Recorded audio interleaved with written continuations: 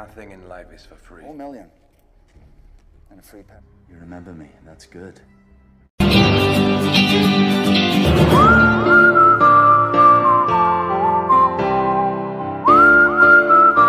Halo bujang gadis dimanapun kalian berada, gimana kabarnya? Kembali lagi dengan aku Burhan, bapaknya anak-anak. Assassination Game, film yang dirilis pada tahun 2010 ini bercerita tentang dua orang rival pembunuh bayaran. Namun sewaktu-waktu mereka terjebak di kondisi yang mengharuskan mereka bekerja sama dalam menghabisi musuh yang sama.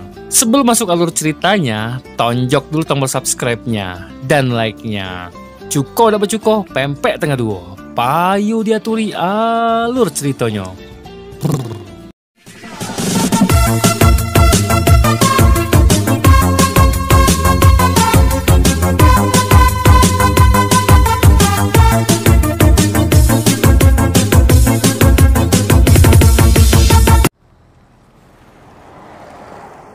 Di sebuah pesta pernikahan anak pejabat, terlihat pesta itu dijaga dengan sangat ketat. Namun setelah si pengantin memberikan sedikit kata sambutan untuk ayahnya alias si pejabat, dan salah seorang pelayan menuangkan minuman padanya, mereka dikejutkan bahwa si pejabat sudah dalam kondisi tergorok lehernya dan menemui ajalnya.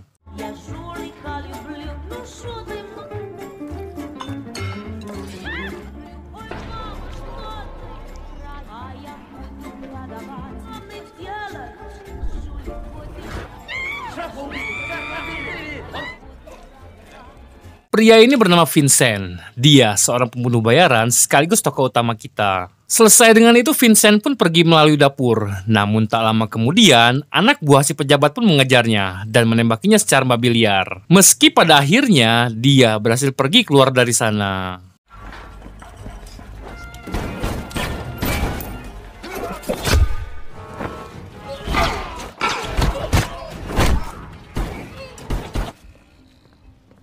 Sementara itu di tempat lain, dia, tokoh utama kedua film ini bernama Flynn. Seorang mantan pembunuh bayaran yang bersembunyi di sebuah pegunungan. Flynn memutuskan pensiun sejak istrinya bernama Anna mengalami koma karena sebuah insiden.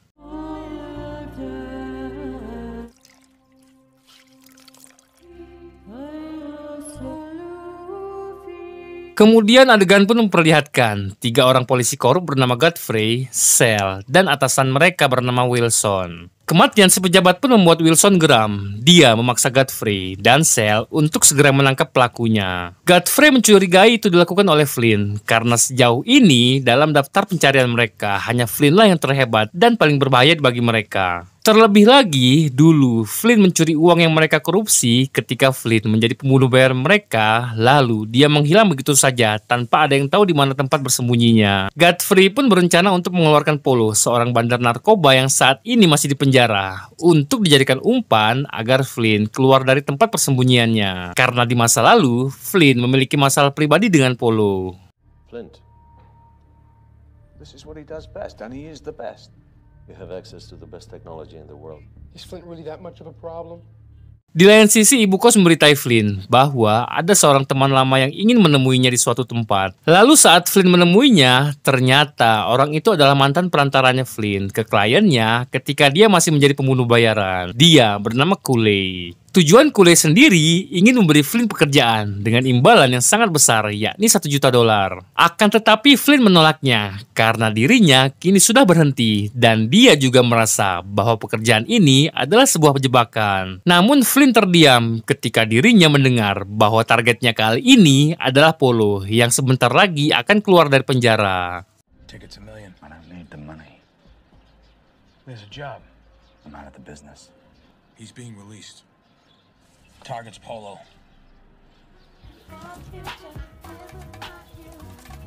Di tempat lain, Vincent mendatangi sebuah toko yang merupakan markas dari perantaranya yang bernama Marcus. Di sana, Vincent mengambil imbalan atas pekerjaan yang ia selesaikan. Setelah itu, Marcus kembali menawarkan sebuah pekerjaan baru dengan imbalan 2 kali lipat dari pekerjaan sebelumnya. Yang mana pekerjaan itu tak lain tak bukan untuk membunuh Polo yang sebentar lagi akan keluar dari penjara. Polo Yakel, a well-connected gentleman, double your usual fee. I'll take it. Sesampainya di rumah, Vincent pun bertemu dengan tetangga barunya yang so asik, seorang mucikari bernama Daniel, bersama PKS-nya yang bernama Oktober. that your place? We're your new neighbors, October and me.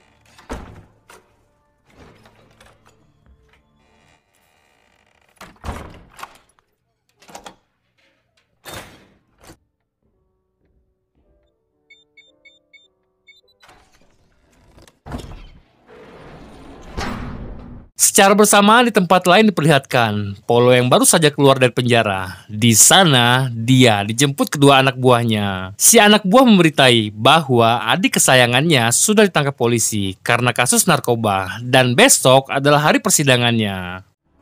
Let's drive. Selanjutnya kita pun dibawa ke dalam mimpinya Flynn, di mana Flynn bermimpi Anna diperkaos secara bergilir dan dihajar hingga koma oleh si Polo. Dan yang paling menyakitkan, Polo melakukan itu semua tepat di hadapan Flynn yang saat itu dalam keadaan terikat. Kemudian saat terbangun, Flynn langsung menghubungi Cole.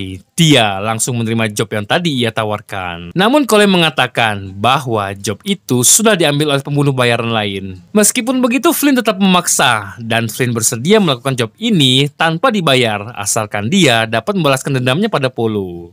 Hello. It's me. I want in. I don't care about the money. It's off the market. You can come stay here. It's good. All right.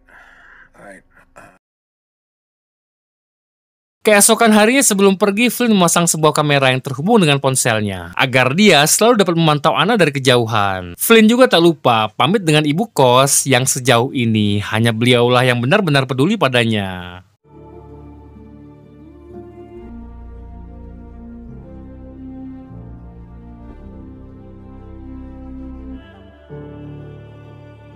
Keesokan harinya tepat di hari persidangan adiknya Polo, Godfrey, yang sudah mengetahui bahwa Polo akan hadir di persidangan itu, dia langsung menyebarkan informasi ini dengan tujuan agar memancing kedatangan Flynn. Kemudian terlihat Marcus yang menerima informasi itu, meminta Vincent untuk segera pergi ke sana. Dan secara bersamaan, Flynn yang tengah di rumah Cole pun sudah mendapat informasi itu, dan dia langsung mempersiapkan snipernya. Sure you want to go through with it?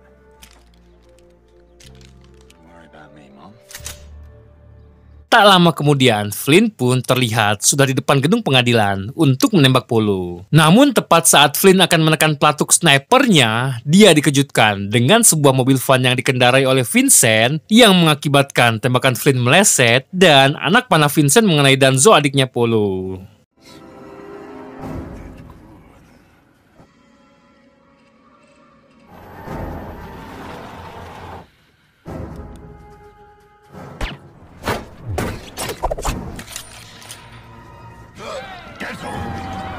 Kegagalan itu pun membuat Flynn harus turun. Dia berniat akan menembak Polo dari jarak dekat. Namun secara tidak langsung, itulah yang diinginkan Godfrey karena dia...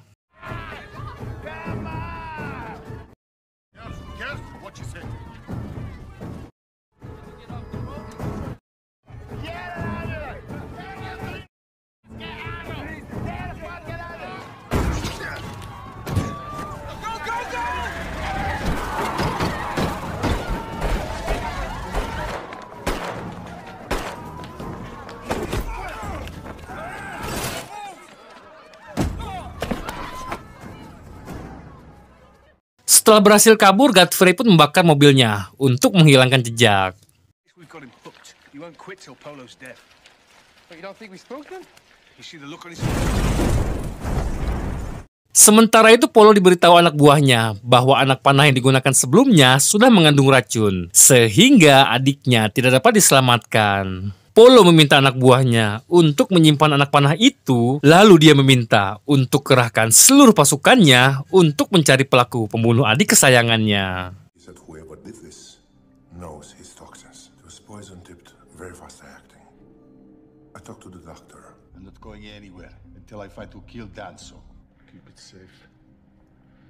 Flynn sendiri mengalami luka di bagian lengannya. Dia meminta Cole untuk mencari tahu tentang pabrik milik sepupunya Polo di dermaga. Karena saat ini hanya sepupulah yang tahu di mana Polo berada. Di lain sisi, Vincent yang lagi main biola pun terganggu dengan suara Daniel yang tengah mencabuk Oktober di depan rumahnya. Vincent pun keluar, lalu dengan sopan meminta Daniel untuk menghentikan aksinya tersebut. Namun Daniel justru mengacuhkannya, dan dia lanjut menyiksa Oktober. Nah, sekali ku diem ke, 2 kali ku pecah ke kepala kau Nil, kata Vincent.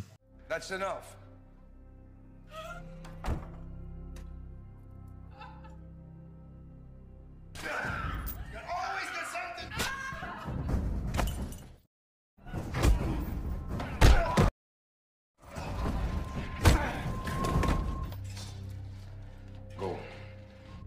disturbing me.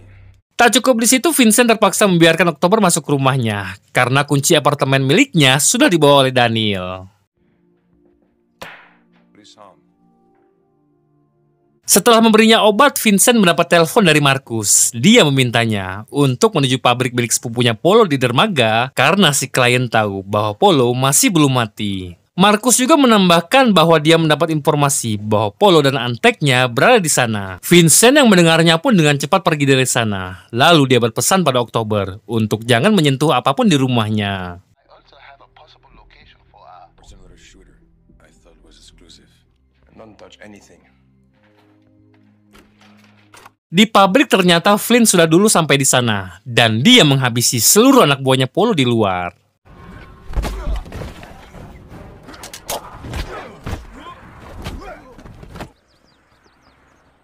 Secara perlahan Flynn masuki pabrik. Namun saat di dalam, Flynn justru diserang oleh Vincent dan pertarungan antar kedua pembunuh bayaran pun tak terelakkan.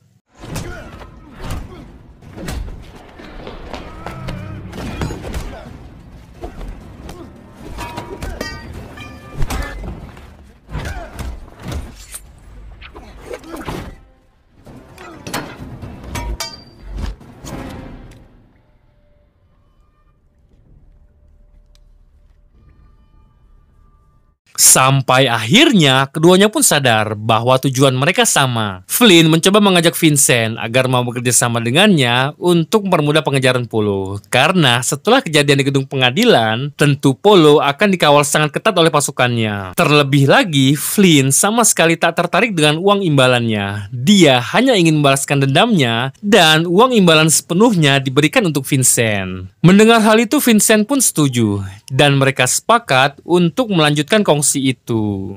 The best way for us to get him is if we work together. To the courthouse. Polo's gonna be on full guard. Get the money either way, pal. All right? Just what I need. Pada malam harinya, sepupu Polo yang bernama Paijo pun baru datang ke pabrik. Dia dikejutkan dengan kehadiran Flynn yang menodongkan senjata otomatis miliknya. Dan senjata itu dapat dikendalikan oleh remote laser. Meski harus sedikit dipaksa, Paijo akhirnya mau buka suara tentang kemana Polo akan pergi esok hari. Namun di sini, Paijo sama sekali tak tahu di mana rumah Polo sekarang. Holy shit. Roland Flint. Wait. No.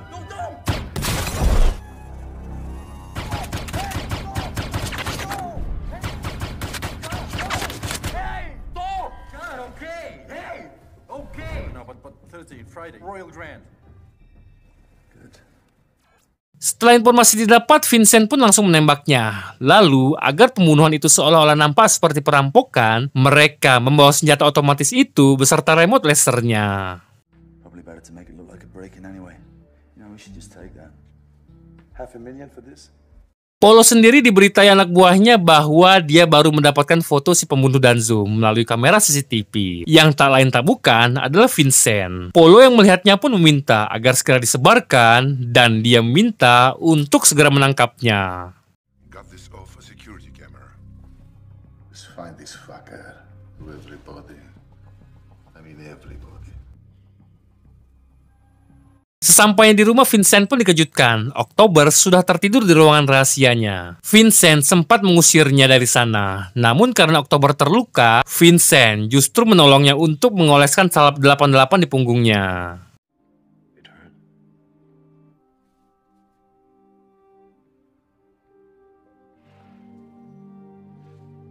Flynn diminta Cole untuk menghentikan aksinya dan pergi kembali ke Amerika dengan Anna, mengingat kini sudah ada Vincent yang akan menghabisi Polo. Namun Flynn menolak karena semua ini bukan hanya tentang balas dendamnya ke Polo, tapi juga para polisi korup yang mengejarnya. Karena sebelumnya Flynn sudah melarikan uang hasil korupsi mereka dan dia ingin menghabisi mereka semua agar semuanya berakhir.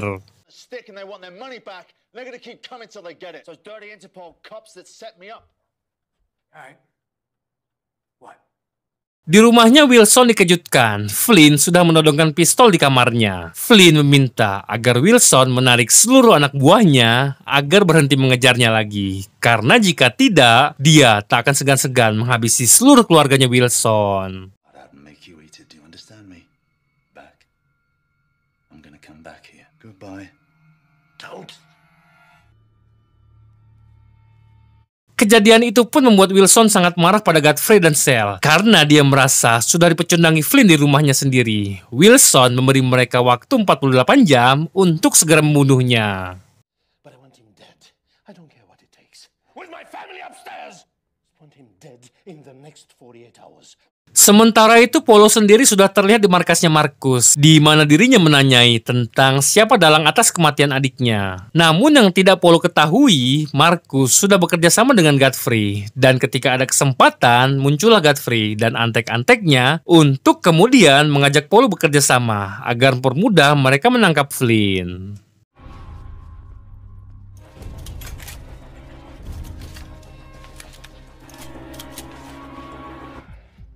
Agent Godfrey. Which is why we need your help. In exchange for, things begin to make a little more sense. Helping to intercept Roland Flint. Polo pun mau bekerja sama dengan mereka, mengingat mereka semua memiliki masalah dengan Flynn. Namun dia meminta agar Marcus memberikan informasi mengenai Vincent sebagai imbalannya. Dan Marcus pun mau memberikan informasi Vincent sahabatnya, asalkan harga yang ia berikan cocok.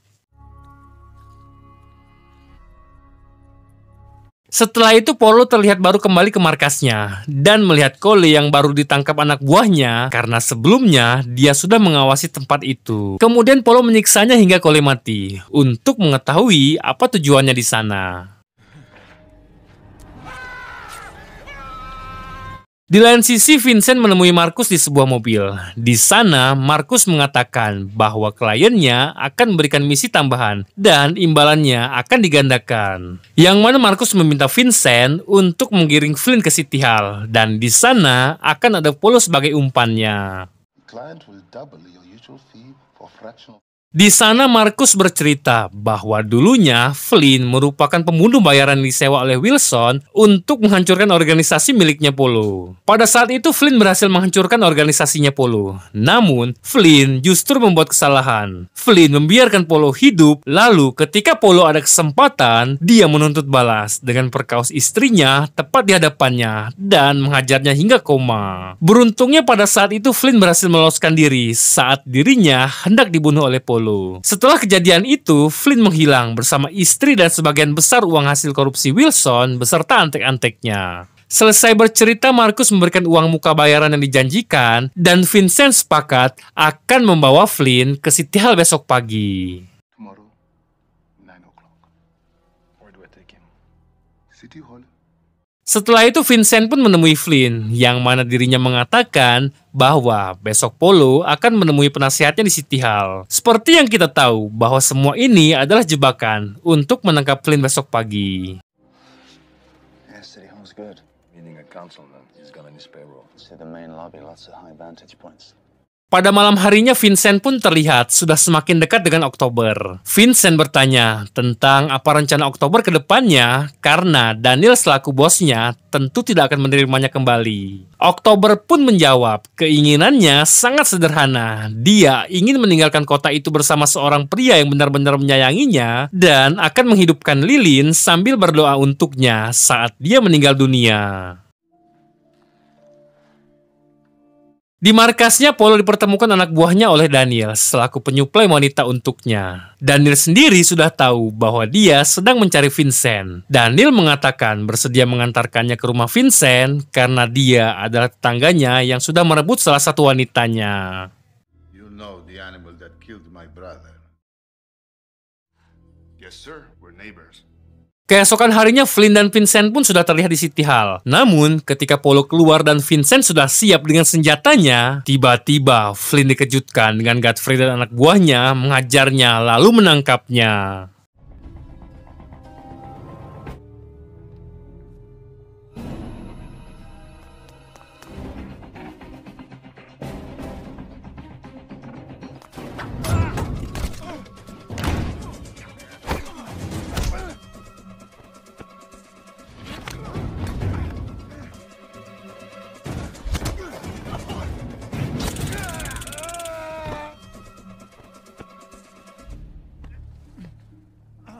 Sebelum dibawa, Vincent ditemui dengan Polo. Polo mengatakan sebelum Cole mati, dia mengatakan tentang di mana tempat persembunyian Flynn bersama istrinya. Lalu setelah Polo berhasil membunuh Vincent nanti, dia akan mengunjungi rumahnya untuk bersenang-senang bersama istrinya.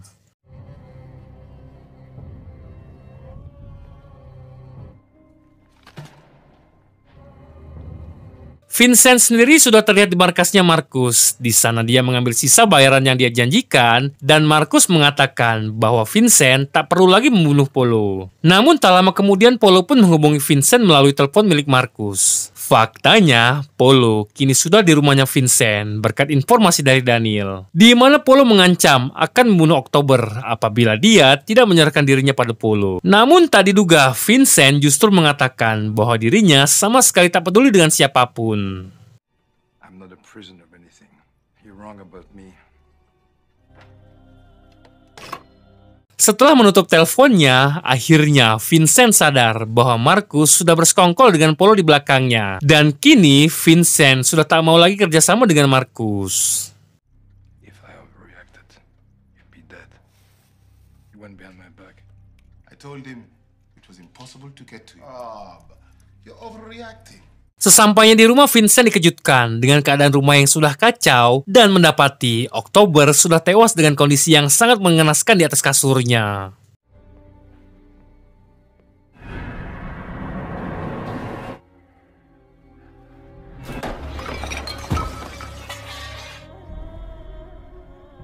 Kemudian Vincent pun kembali ke markasnya Marcus untuk menanyakan kemana Flynn dibawa oleh para polisi. Marcus pun mengatakan bahwa dirinya tidak ingin imbalan. Dia hanya ingin perbaiki hubungan mereka. Marcus memberitahu bahwa Flynn dibawa ke pabrik milik sepupunya Paul di sebuah dermaga. Perfectly.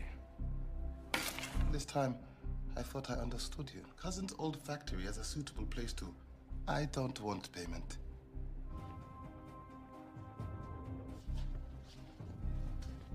Di lain sisi, Flynn tengah digantung dan diinterogasi mengenai kemana dia membawa uang mereka. Namun karena Flynn menolak mengatakannya, Godfrey meminta anak buahnya untuk menyiksanya.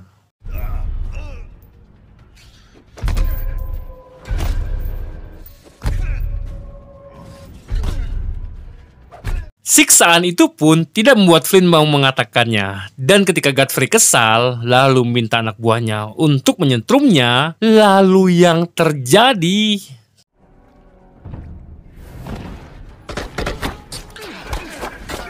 Show yourself, I swear to God, I'll blow his fucking head off!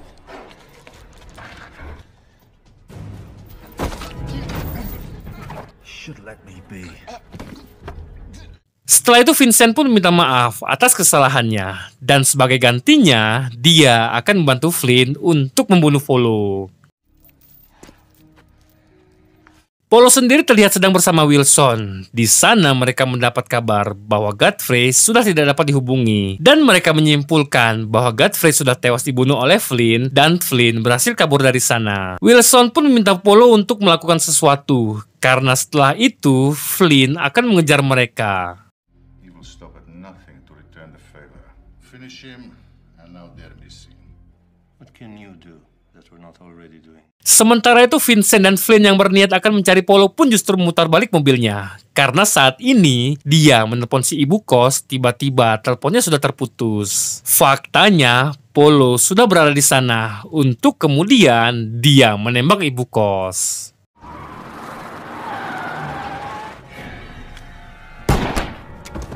Keesokan harinya, Vincent dan Flynn yang baru sampai pun secara perlahan mendekati rumahnya. Namun, saat dia melihat webcamnya, Polo sudah berada tepat di hadapan Anna. Dan dia mengancam dalam 15 menit ke depan, dia akan membunuh Anna secara sadis apabila Flynn tidak menyerahkan diri padanya. Mau tidak mau, Flynn dan Vincent pun menyerahkan diri pada Polo tanpa ada perlawanan. Lalu, ketika mereka berhadapan, Vincent justru memberikan berliannya pada Polo, termasuk semua berlian yang ada di rumahnya, sebagai imbalan agar Vincent dibebaskan tanpa memperdulikan Flynn dan Anna. Mendengar hal itu, Flynn sangat marah. Dan Polo sangat bahagia melihat situasi seperti ini. Faktanya, itu adalah sebuah pengalihan di mana mereka berdua sudah menyiapkan senjata otomatis di luar rumah untuk kemudian... What? That's life. It's telling me that's fucking life?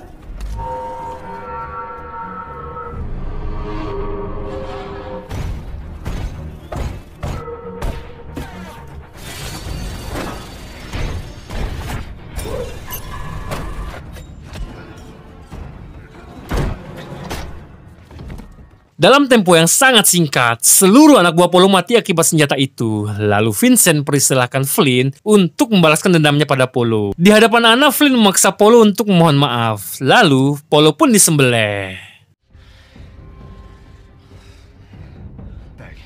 No. Forgive me!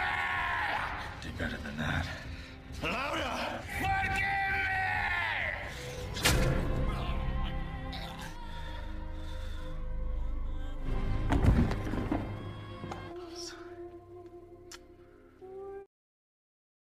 Selesai dengan Polo, mereka berdua pun kembali ke kota untuk kemudian membunuh Daniel dan juga Wilson.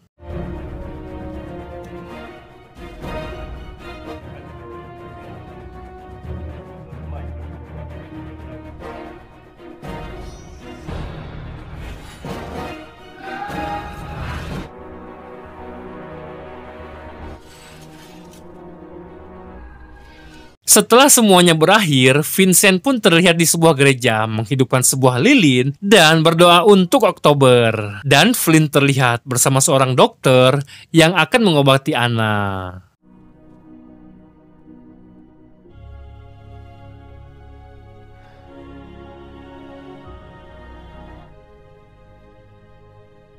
I've got the money.